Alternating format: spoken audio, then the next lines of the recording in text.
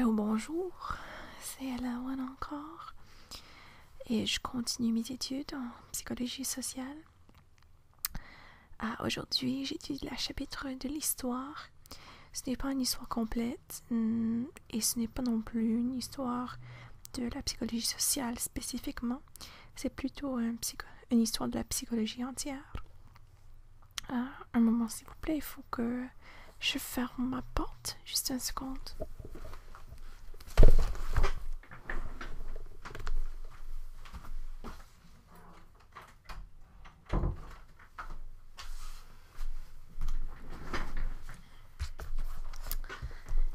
Et voilà, je suis prête.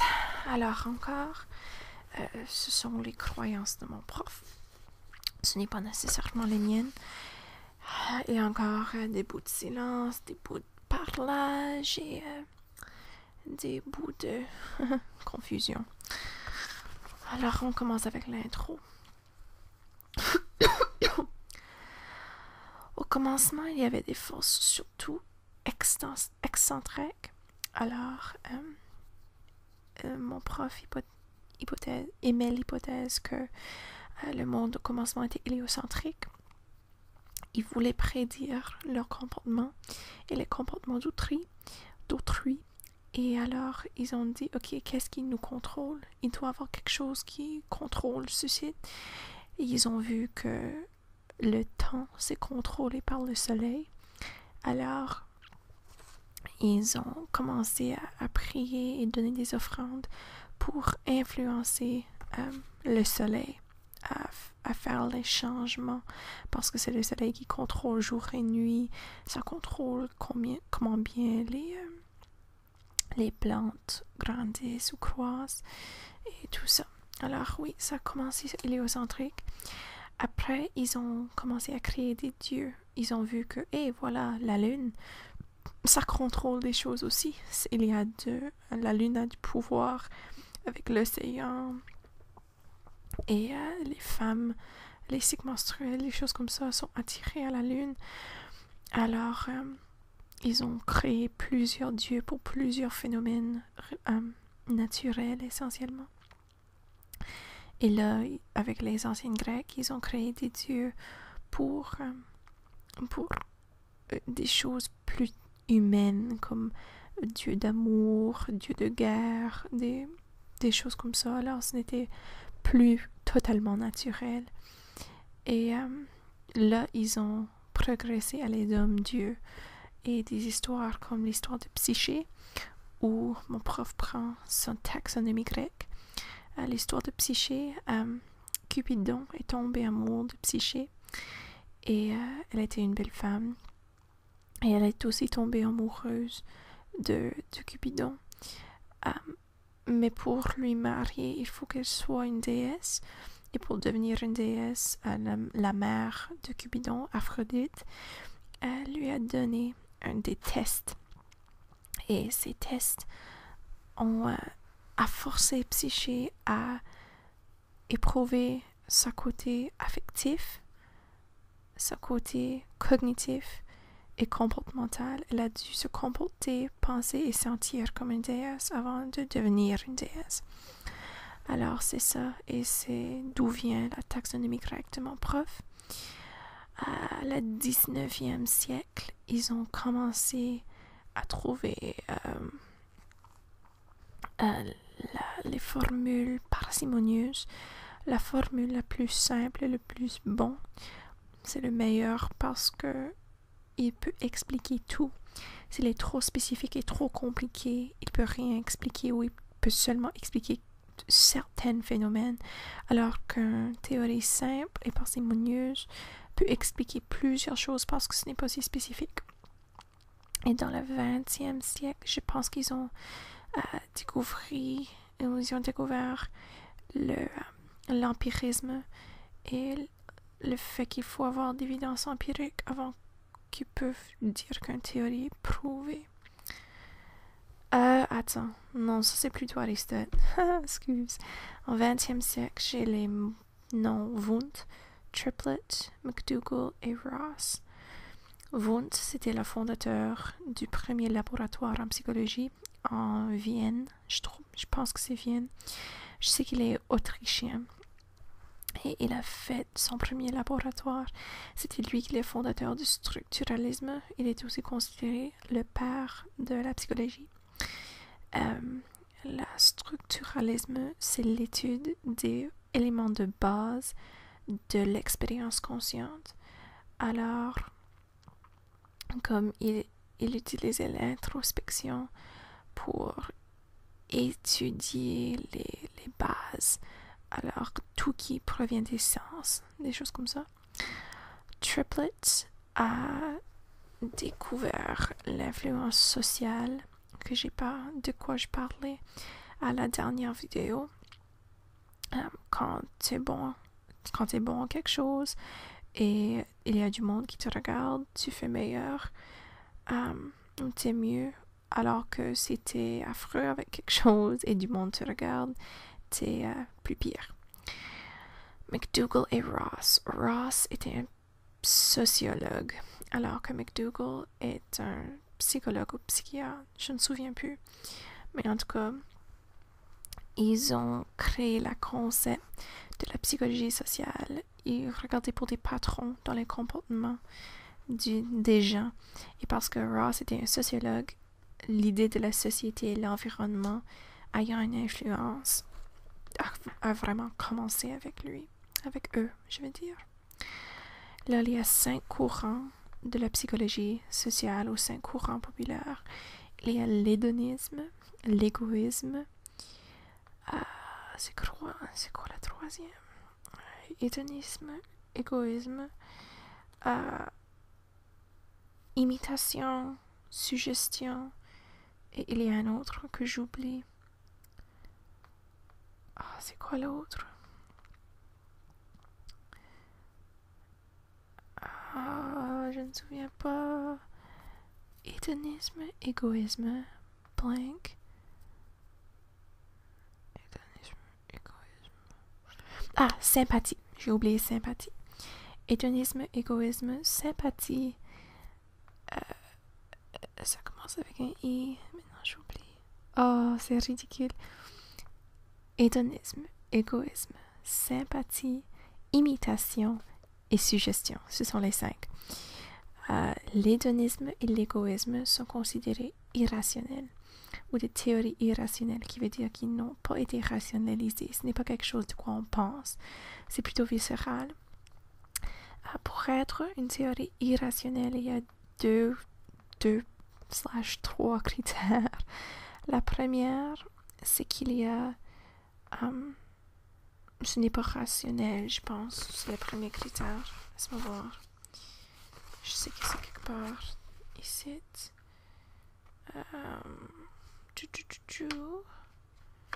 Non, c'est écrit dans mes notes. Attends. Irrationnel.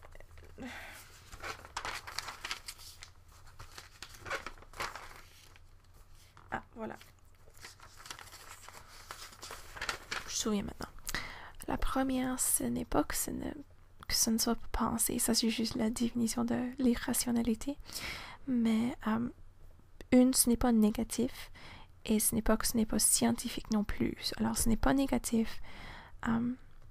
Irrationnel a des connotations négatives, mais ce n'est pas ça. Ce n'est pas quelque chose de négatif, c'est juste pas raisonné. Et le deuxième critère est qu'il y a des éléments de base incontrôlables, comme des instincts, et que celles-ci transforment. Alors, il faut avoir des transformations des instincts pour être irrationnel. Pour être rationnel, il faut que ce soit pensé, il faut que ce soit rationalisé, conscient. Et ce sont surtout appris, si je me souviens bien. Je vais trouver. Ok. Oui, c'est le changement de instinct à habitude. Alors, les instincts sont quelque chose inné, alors que les habitudes sont apprises. Alors, on continue en expliquant chacun de ces 5 courant de la psychologie sociale. L'hédonisme est le principe que tout qu'on fait est pour satisfaire nous-mêmes, pour la recherche du plaisir, la quête du plaisir. Alors, c'était surtout amené par un psychologue, je pense que c'est un psychologue, mais un homme anglais, Jeremy Bentham. Il venait de l'Angleterre, je pense dans la même région où mon prof a étudié, comme Birmingham. Il a vu que notre vie a changé après la révolution industrielle. Et il a vu que les personnes voulaient trouver une meilleure vie. Alors, il a vraiment pris l'hédonisme d'un concept grec et il l'a appliqué. Alors, il a dit comme si tu offres des choses qu'ils veulent aux gens, les gens vont venir, essentiellement.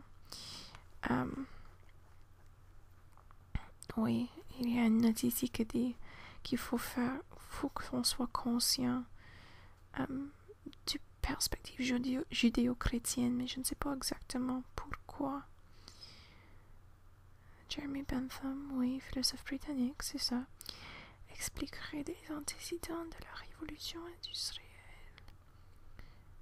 Les antécédents, alors c'est qu'est-ce qui venait avant la révolution industrielle? Exploitation justifiée. Honnêtement, je ne sais pas exactement qu'est-ce que ça veut dire. Je me souviens de Jeremy Bentham, mais ce n'est pas un souvenir clair. Je vais regarder dans mes autres notes. Ok. Qu'est-ce que c'est? Ah ouais, attends.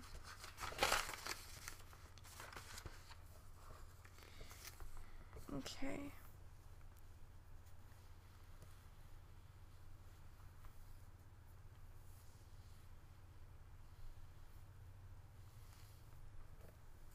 Ok, mes autres notes ne disent presque rien. Ok. Alors, je vais continuer en tout cas. Oui, il a dit que les gérants, faut prendre compte de ça, de la théorie hédonisme. Et ce n'est pas seulement la recherche du plaisir, c'est éviter du mal aussi. Alors, l'hédonisme a été pris par plusieurs psychologues et philosophes après Jeremy Bentham. C'est quand même vu avec Freud et avec Freud et Skinner comme l'idée que tout qu'on fait est appris par des renforcements et des punitions. Alors, c'est ça pour Skinner et Freud que, avec l'éros et la thanatos, qu'on recherche du plaisir et on évite du mal. C'est quand même hédoniste. Mais il y a la critique de trop lent, oui.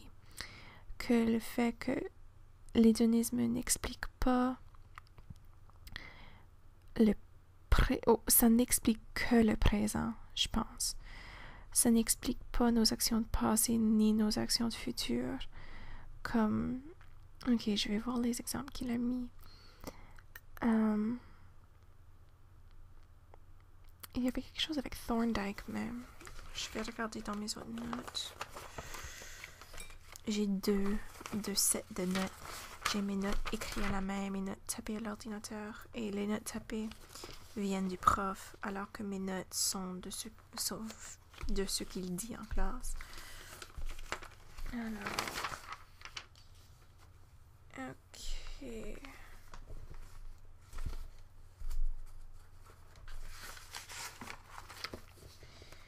Ok.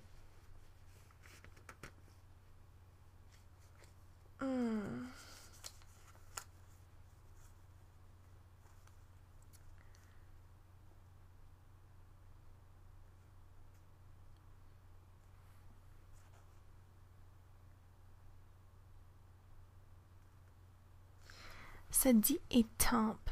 Mal étampe. Je ne sais pas exactement qu'est-ce qu'il veut dire par ça. Mais au présent, je pense que vraiment la critique, c'est que l'hédonisme n'explique pas l'altruisme. L'altruisme existe encore. Et un bon exemple de comment ça ne fonctionne pas, c'est les pilotes kamikaze et des terroristes. Et même la loyauté à Nixon pendant les années Watergate. Vraiment, ce sont des actes contre la quête du plaisir. Mais oui et non, tu recherches le plaisir au-delà, mais tu ne recherches pas le plaisir immédiat. Et ça, c'est ce que l'hédonisme ne prend pas compte exactement. Comme la gratification délai, avec un délai. Mais c'était mal expliqué en classe et c'est vraiment bizarre. Les critiques, je comprends l'hédonisme, mais les critiques, je ne suis pas exactement sûre. Il faut peut-être faire des recherches supplémentaires à propos de trop long. Oui, je ne sais pas. Ok. En tout cas, l'égoïsme, c'est la prochaine. Je ne sais pas exactement qui a mené l'égoïsme, mais c'est l'idée que l'hédonisme est précédé par le pouvoir. Alors, ce n'est pas... On ne recherche pas directement ce qu'on veut, on recherche du pouvoir pour avoir ce qu'on veut. Par exemple, un vieux gars avec beaucoup d'argent a cherché ça parce que même s'il est laid et avec son argent, il peut quand même avoir des jeunes filles. Exemple de Hugh Hefner. Mais en tout cas, c'est l'égoïsme. Ah, c'est Hobbes qui a créé ça. Thomas Hobbes, c'est l'un qui a mené l'idée de l'égoïsme, que l'hédonisme est précédé par le pouvoir. Aussi, ça dit le concept de tout le monde est contre tout le monde. On travaille pour numéro 1. Ce qu'on fait, c'est toujours pour nous-mêmes. Et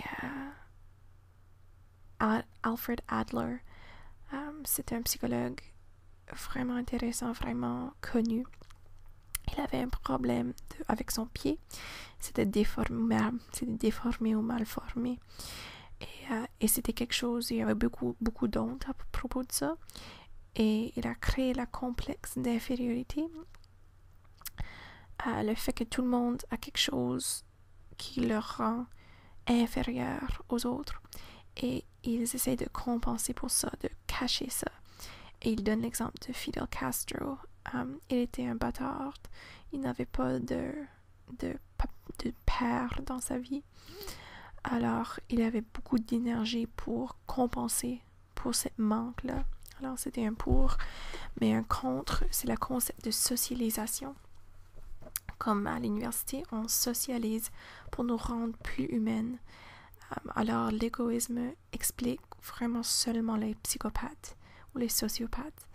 Parce que pour eux, il n'y a pas de monde autour d'eux. C'est juste eux. Alors que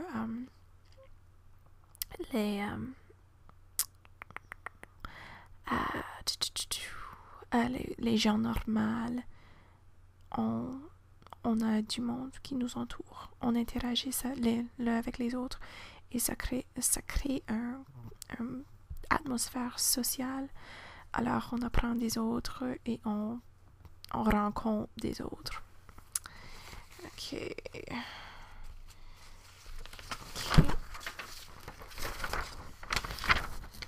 On continue avec la sympathie. La sympathie, c'est ressentir une émotion. Oh, ce n'est pas ressentir. C'est... Ok, oui, c'est ressentir une émotion, mais ce n'est pas ressentir la même émotion que l'autre. Alors, on ressent une émotion vis-à-vis la détresse d'une autre. Ce n'est pas l'empathie qui est ressentir la même émotion qu'autrui, mais c'est ressentir une émotion en gardant ça. C'est Herbert Spencer qui l'a créé, ou pas qu'il a créé, mais ce qui a parlé de ça, il explique que on apprend la sympathie par notre famille. Alors, oui, c'est un apprentissage social essentiellement. Et c'est plutôt ça dit que c'est un contagion et non c'est une contagion et non une identification. Alors, on ressent l'émotion sans penser, mais on apprend à ressentir l'émotion. Alors, c'est un apprentissage, mais c'est quand même pas vraiment contrôlé. Oui, c'est ça. Les critiques viennent de McDougall, qui dit que si la sympathie était automatique, on n'arrêtera jamais de subir la sympathie. Et il dit qu'il y a un instinct qui combat la sympathie, et ça, c'est la rire. Alors, si tu avais juste une journée affreuse et t'as sympathisé avec tout le monde, et là, éventuellement, tu vas voir la vieille dame qui se fait frapper par un autobus, et ça te fera rire, même si c'est triste, parce que éventuellement, tu peux plus supporter la sympathie. Alors, il dit qu'en riant, on élimine la sympathie. Et les travaux de Lois Murphy, elle a fait 5000 observations, je pense, dans des maternelles, des classes de maternelle. Et elle a vu que pas tous les enfants éprouvaient la sympathie. Alors, ce n'est pas automatique. Je pense que ça, c'est sa critique, que ce n'était pas automatique. Mais on apprend aujourd'hui que c'est quand même, ça fait partie de la psychologie sociale quand même aujourd'hui, avec le concept de coopération, le modèle de coopération, l'apprentissage social mené par Bandura, et aussi en psychothérapie. C'est quelque chose, il faut être sympathique ou empathique, à moins si tu es un psychothérapeute, psychothérapeute humaniste. Ok, maintenant l'imitation. L'imitation, c'est un concept vieux et c'est aussi prouvé que ça a un effet. Excuse, il faut que je bouge ma chaise. Attends. Voilà. Alors, on imite des personnes en autorité, mais aussi on imite la majorité. Alors, par exemple, ce qui devient la mode, c'est ce que tout le monde porte. Alors, en imitant, on imite tout le monde d'autre. C'est vraiment dur à expliquer, mais ok, ça explique le conformisme et c'est surtout vu dans le développement de l'enfant. Alors, l'enfant imite ses parents, il imite les gens plus âgés pour apprendre. Ok, quoi d'autre? Les animaux aussi, ils imitent leurs parents en jouant. Ok, ça explique le conformisme. Oui, comme j'ai dit avec la mode, on imite ce qui est populaire. Et ça dit que société dite barbare, voire via les rituels. Ah oui, il y avait une partie dans mes notes qui parlait de le sauvage noble. La France était totalement envahie par le sauvage noble. C'était leur concept d'être plus près de la nature. Et ils imitent ça parce qu'ils la voulaient. Gabriel Tald a proposé l'imitation comme une explication de la délinquance. Alors, oui, il disait que quand les gens voient d'autres gens commettre des crimes, ça crée des crimes copycat, des choses comme ça. Et je ne sais vraiment pas quoi va dire l'autre partie. Inférieur mode progression. Ok.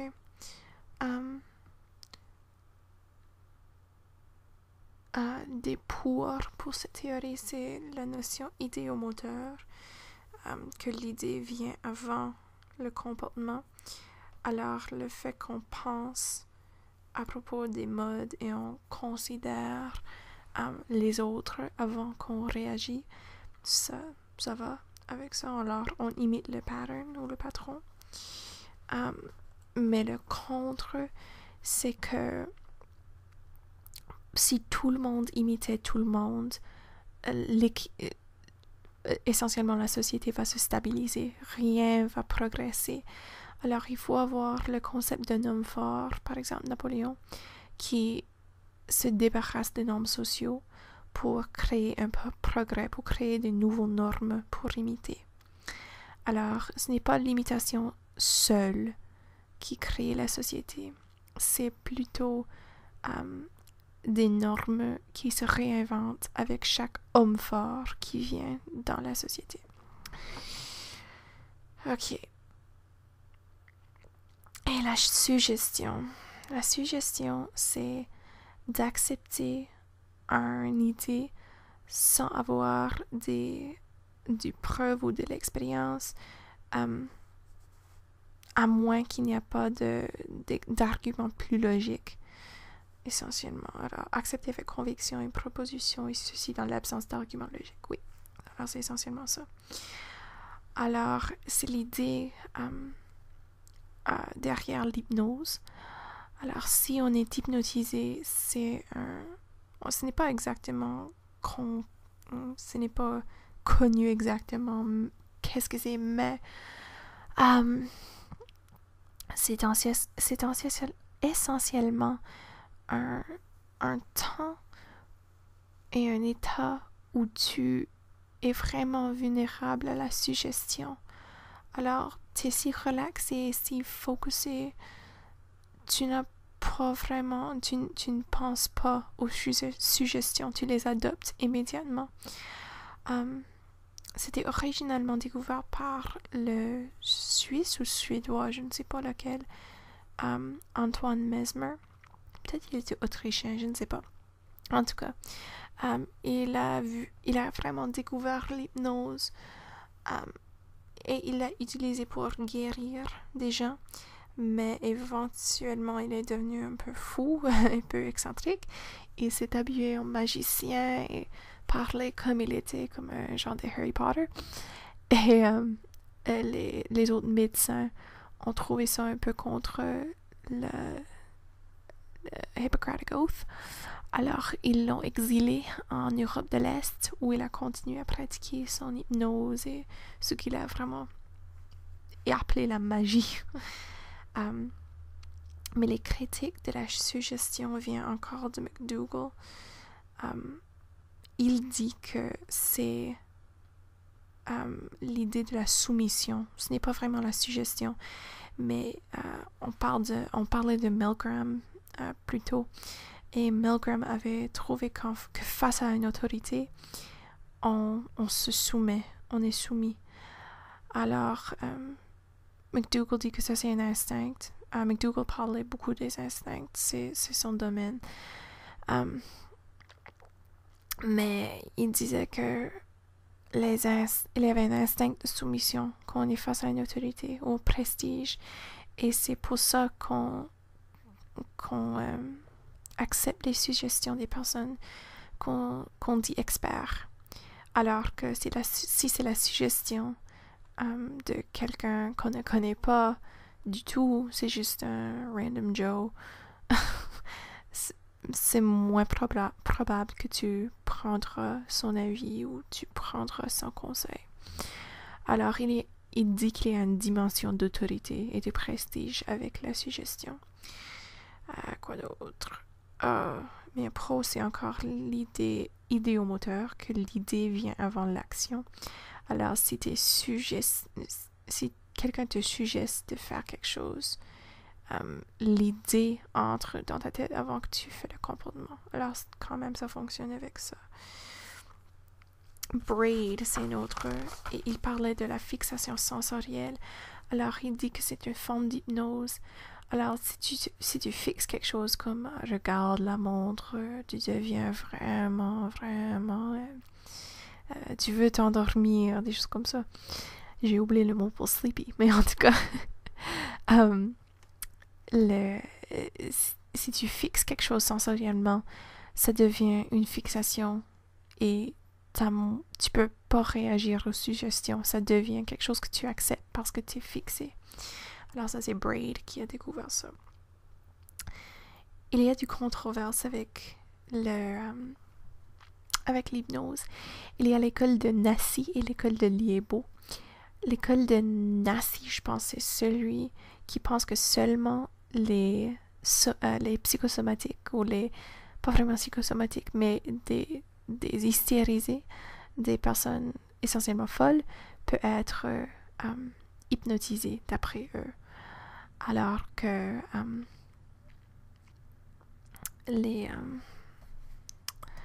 l'école de Liebo disent que tout le monde peut être hypnotisé. Vous n'avez pas besoin d'avoir une maladie psychosomatique ou psychologique. Ok. Ah non, c'est pas Liebo. Liebo, c'est avec Nancy. C'est Salpêtrière à Paris. C'est Charcot. Ok, je l'avais à l'envers. Charcot pensait que, parce qu'il travaille avec des maladies nerveuses ou que tout le monde, seulement les hystériques pouvaient être hypnotisés. C'est seulement les personnes qui ont une maladie qui ne sont pas normales qui peuvent être hypnotisées. Alors que l'école de Nancy, c'est Liebo. Il pensait que tout le monde pourrait être hypnotisé s'il y a un bon rapport entre l'émetteur et la personne qui reçoit. Alors, si la personne a confiance dans l'émetteur de l'hypnose, ça va fonctionner.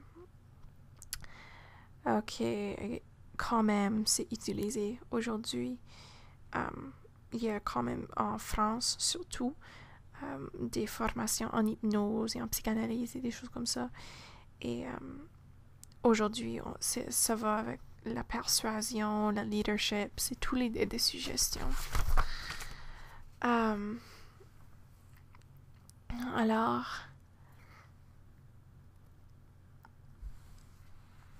ok, l'historique, ça dit qu'il y a un bref historique.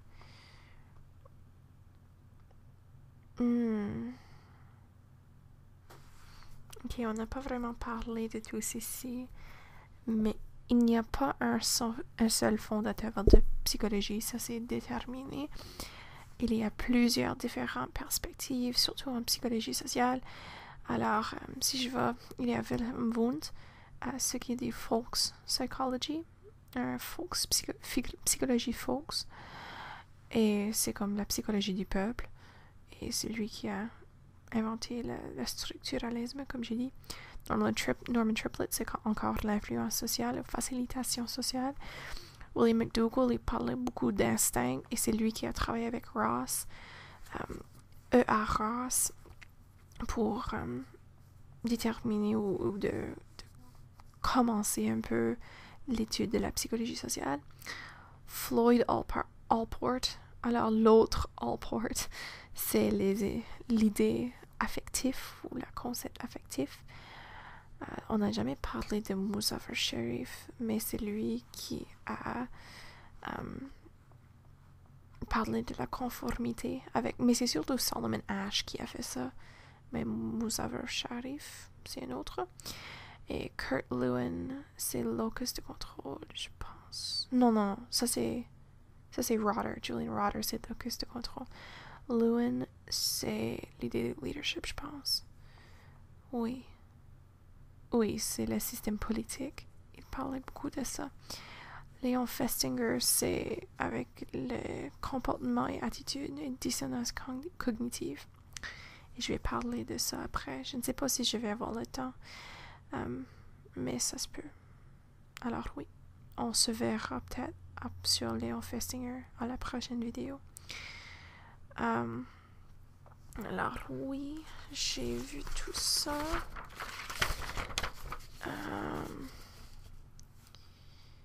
Ok. Ça c'est plutôt... Ok. Alors maintenant je vais faire l'histoire ancienne. Alors c'est vraiment vieux. Alors on a parlé un peu de l'héliocentrisme, mais maintenant je vais aller plus en ordre chronologique avec les Grecs qui ont influencé tout ça. Alors, il y a Parménide et Héraclite qui ont commencé. Alors, Parménide était né dans le sud de l'Empire romain et lui, il trouvait que nous ne pouvons pas voir la réalité. Nous ne pouvons pas saisir la réalité. Nos perceptions, nos changements, tout ça, ce n'est pas réel. Tout qui est stable est réel.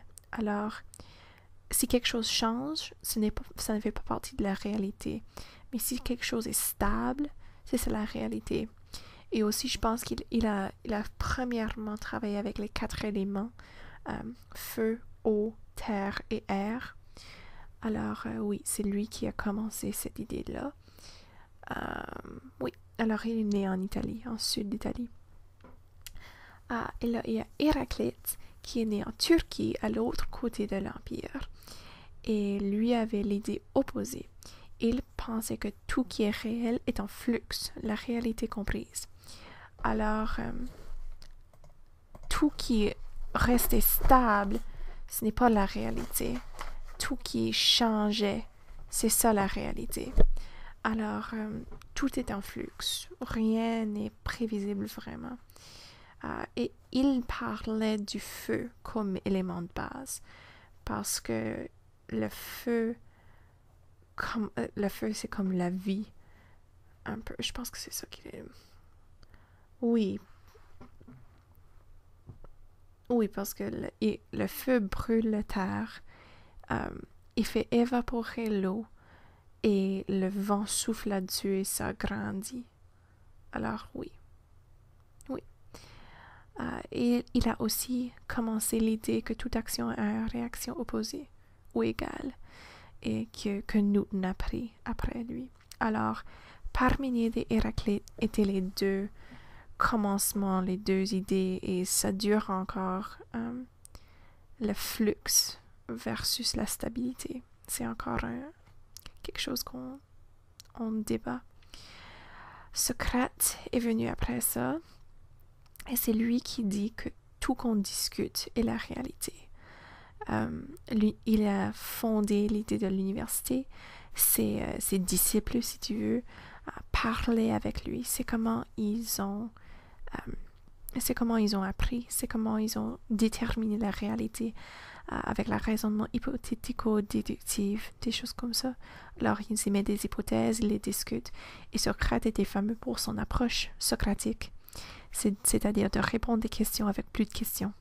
C'est une méthode utilisée beaucoup par Jésus actuellement. Il fait beaucoup de ça, où il répond avec des histoires et plus de questions. Il ne répond jamais directement, parce que ça nous fait penser, et c'est comme ça qu'on découvre la réalité d'après Socrate. Il n'écrivait pas, aussi c'est quelque chose d'important. C'était son élève Platon. C'était par Platon qu'on découvert Socrate. Hippocrate, c'est lui qui a créé le Hippocratic Oath, que tous les médecins prennent encore aujourd'hui. L'idée que le patient vient premièrement. Hippocrate émet l'hypothèse des fluides. Alors, le phlegme, c'était phlegmatique. Le bile noire, c'était mélancolique. Et la bile jaune, c'était... c'est quoi l'autre? Mélancolique? Colérique, c'est la bile jaune, je pense. Et sang pour sanguin. Alors, il aimait l'hypothèse des fluides. Il est père de la médecine et il a beaucoup voyagé parce que c'est une culture marine. Et ça fait du sens qu'il a travaillé avec des fluides parce qu'il habite si proche à la mer. Aristote, là, il vient après et c'est lui qui a vraiment créé la science derrière la psychologie. Parce que la psychologie, comme j'ai parlé à la dernière vidéo, ça vient de la philosophie, ça ne vient pas des sciences, mais c'est beaucoup influencé par des sciences. Alors, Aristote, c'était lui le tuteur d'Alexandre le Grand, lui le père de la dualisme, je pense l'esprit et corps, il a travaillé beaucoup avec ça. Et c'est lui qui a créé l'idée de l'empirisme. Il faut avoir du preuve. Si on émet une théorie ou une hypothèse, il faut la tester et avoir de l'évidence empirique avant que ça soit considéré prouvé. Et oui, c'est aussi lui qui a inventé la logique et l'analyse. Alors ça fait du sens que c'est lui la part des sciences. Ok, dans le Moyen-Âge, on a vraiment tout jeté les Grecs et on a mis tout dans les mains de religion. Alors, c'était une période noire pour la psychologie parce qu'on n'étudiait pas ça. Oui, c'est ça. Et voilà les 4 grands courants en psychologie sociale historiquement. C'est Wundt avec le structuralisme, Freud avec la psychanalyse et l'étude de l'inconscient. C'est comme les instincts, Eros et Thanatos. Eros, on cherche la stimulation et Thanatos, on cherche à diminuer la stimulation. Galton avec les corrélations, c'est lui le père de l'eugénisme et aussi le père des statistiques. Il a beaucoup avancé ça. Il a fait beaucoup de mesures. Il a travaillé pour trouver les différences interpersonnelles. Et finalement, les comportementalistes ou les behavioristes, et c'est eux qui parlaient beaucoup de leur comportement et le fait que l'environnement dicte totalement ce qu'on fait. C'est notre environnement immédiat. Ok. Là, il y avait E.A. Ross et William McDougall qui ont combiné la sociologie et la psychologie pour trouver ou pour créer la psychologie sociale. Alors, Galton, comme j'ai dit, psychométrie, Freud, psychanalyse, Wundt, structuralisme et comportemental. Il y avait aussi Auguste Comte, qui est le fondateur de sociologie, il faut savoir ça. Et Herbert Spencer, c'est l'homme avec l'empirisme. C'est l'homme qui a vraiment mené l'empirisme britannique. Oui, et c'est ça. Ça, c'est le 2e chapitre. Si je suis chez moi ce soir, je vais finir avec le 3e chapitre à propos de le moi et les attitudes. Sinon, on se verra bientôt. Au revoir tout le monde.